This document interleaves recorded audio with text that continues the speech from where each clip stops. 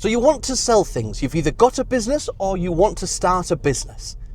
If you're selling things online or in person, the strategies are very similar. To attract your first customers, I am a massive, massive believer in giving away free things. And I don't mean give things to customers, but I mean give things that will share things with customers. I own Murgs. We're a CrossFit and weightlifting brand. There's no we, there's only me, and I'm John. So I've been running Murgs now for 8 years and been full-time for nearly 2.5. And I get asked all the time, how do we get the first people in the door? How do we make sales? Because people too often start a business with profit as their main focus. Like, right, I'm going to sell this for £50. It cost me 10. It's going to cost me 10 to ship it, pack it, pick it. And out of that, there's £30 profit. Brilliant. But what everyone forgets is there's so much time spent building a brand, building trust, building the reputation, capturing reviews, finding out what your product's flaws are. When you first start a business and you launch a product, yes, you've done some testing yourself and you've got a good idea of how it will work and how it will function, but it's the customers that really test the product. Because once they've given you money, they will use your product unlike you. You might have used your product in a way that was how you expect it to be used, but people will destroy your things. They're like, this sounds awful, they're like rats. People will just attack your products. And I don't mean all customers in general, but people are shockingly harder on their equipment than you may be and maybe expect. So that's something to bear in mind. But with me at Murgs, the way I got everything out to get going was just by sending free samples out, sending free products. When you go to an event, like you go to these big fitness expos, there's always people like Red Bull and C4 giving out energy drinks. Why do they give hundreds of energy drinks out? Well, it's easy. It's to get you to try it. It's a sample. It's a tester. Everybody says their product is the best, but when people use it, they'll then know for themselves whether it's good or not. And that ties into another point. Offer really, really generous returns policies and warranties. The warranties we'll come back to, the returns policy. At Murgs, we offer a 60-day full use money back guarantee. And you might say, yeah, but John, what if somebody buys something, uses it for 59 days and send it back? So, that's part of doing business. That's because I know the product is so good that once you've squatted in our knee sleeves for 2 months, you will not want to take them off and send them back to me. And that's such a powerful trick that people overlook. It doesn't get abused if you work with a good target audience. We want a really good return policy because nobody wants to get stuck with things. There's other brands in the same space as me. And I think it might be SBD, which if you are into lifting, you have heard of because they are enormous. And they offer a 14-day return policy. 14 days! Sometimes the post can be late and take more than 14 days. That's crap. And if you're a customer and you're unsure about what to get and this and that, and you might be put off by that. And in the same vein, getting a long warranty. Like, I give 12 months on all our knee sleeves. This moustache is so tickler. I give 12 months warranty on all knee sleeves because I know that they can do it when sized correctly and sized appropriately. And that gives people the confidence. They can see your faith in your product. Customers know what you know about your product. If you offer a 10-minute guarantee, they're going to think, well, this is not very good because he only trusts it for 10 minutes. Meanwhile, sometimes you buy something and it has such a long guarantee on it. You're like, wow, you're giving me a 5-year guarantee on this knife set for your kitchen. And you think, wow, they must have some real trust that this ain't going to go wrong. That makes a big difference to people's buying considerations. And don't get me wrong, every single product on earth has faults. That is a given. Rolls Royces go back to the factory because sometimes they break. Aeroplanes break. Things break. You know, all the Boeing craziness over the last few months where things go wrong. So don't be upset to give a long warranty and have to serve the warranty. Like, there's a pair or two a month that people split or they tear or they break and they haven't lasted very long. I know what it is. The biggest problem with our product is people using vanity sizing. So they'll go onto the website and they'll be like, I'm probably a small. And it's like, no, you need to measure. Small, it's not a reflection of you, I promise. We're not telling you you're XXL, but in our size guide for the product to fit appropriately, that's what you need. So a lot of the time, people will size down smaller because they want them extra tight and extra snug, and they'll split. They're not magic, in the same way that if you put a pair of shoes on that were 2 sizes too small and tried to go for a run, they might not do what you want, you know? So, yeah, you will always have problems, but that's just part of your costs. Ensure there's enough profit margin within your product to serve out the warranty claims and to ensure people get their guarantees covered. I've had so many amazing responses from people that have sent me these big long messages, like, I don't want to say snarky as such, but more like formally worded, shall we say. Dear sir, madam, this and that, and I'm very disappointed with the formal sort of tone, and I get it, because they think they're talking to a corporation. But when they get an email back saying, I am terribly sorry, here's some more, and they bought a pair of knee sleeves 11 months ago, they are over the moon. That changes everything. They're like, wow, you just sent me more. And it's like, yeah. And don't forget, to them, our knee sleeves now are £65 a pair. People go online, that's like a legitimate purchase that you wouldn't want to have to make twice if they broke. But for a company to send you out more, it really changes people's perspective. And I think that's how you can transfer somebody from a customer to an incredibly satisfied customer. As well, satisfaction comes from trust. Do they trust you? Do they trust your brand? Because they are giving you their money and they're hoping, this is what it is, it's a gamble, they're hoping what you sent to them was worth it. That's it.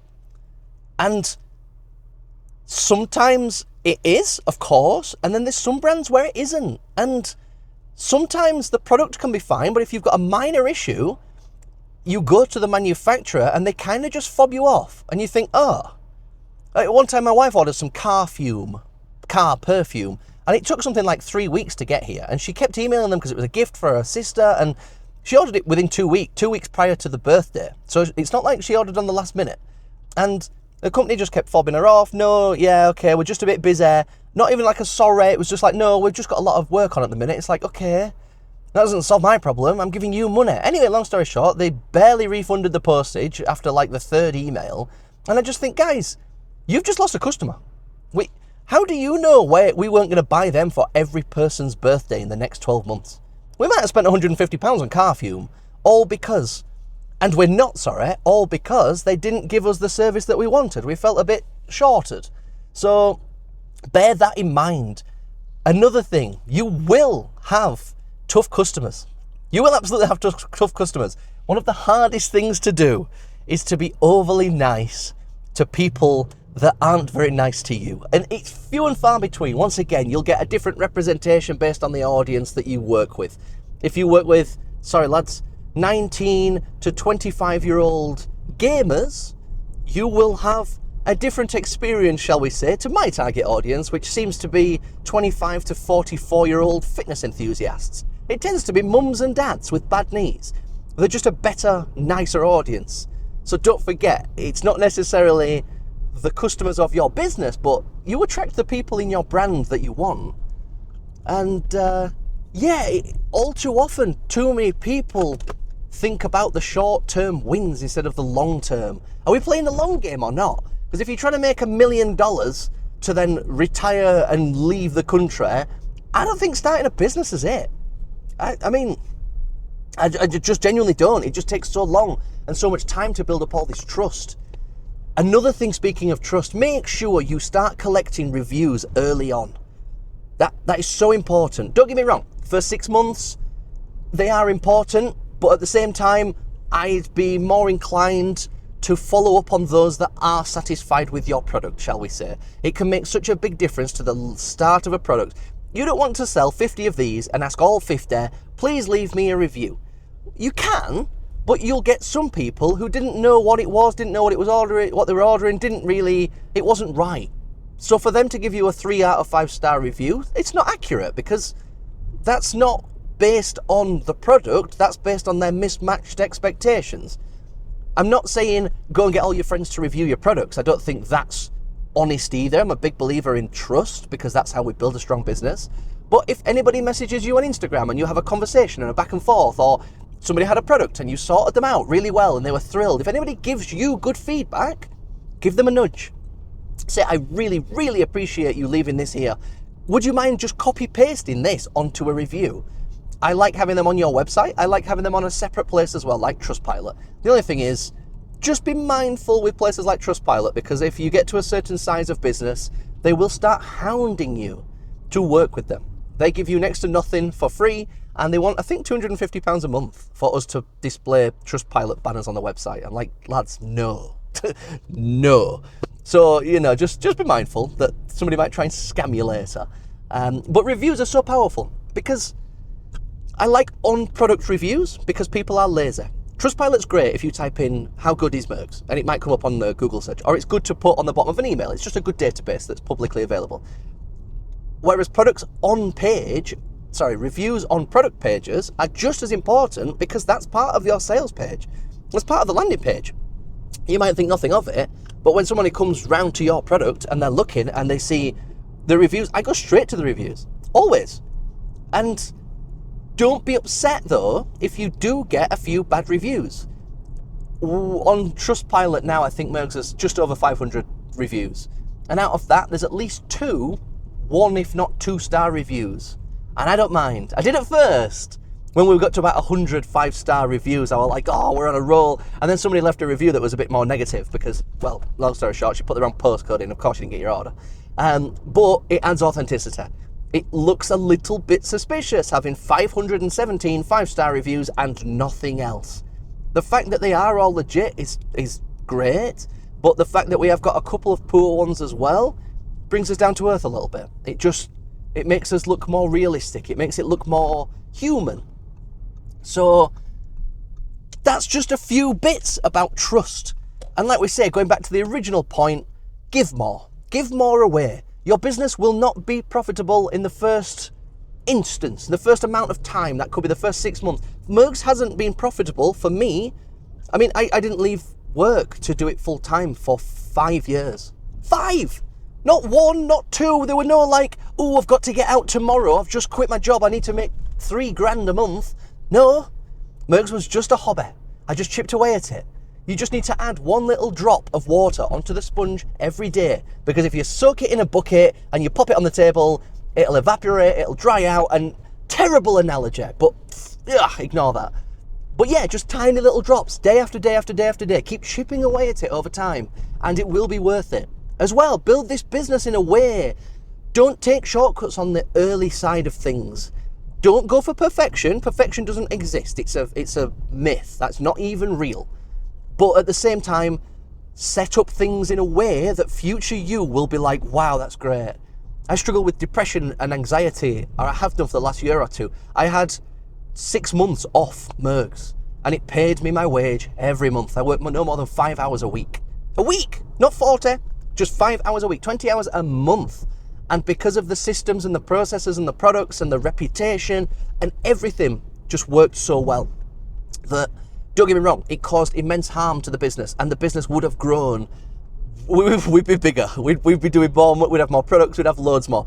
Don't take 6 months off if you can help it. But at the same time, take 6 months off if you're going around visiting the local bridges, because sometimes there's other more pressing issues like ensuring your own safety. So that strange tangent, but So yeah, it takes time. Set it up right and get reviews, set up automations. But we're coming back to automations. That's going to be a new video.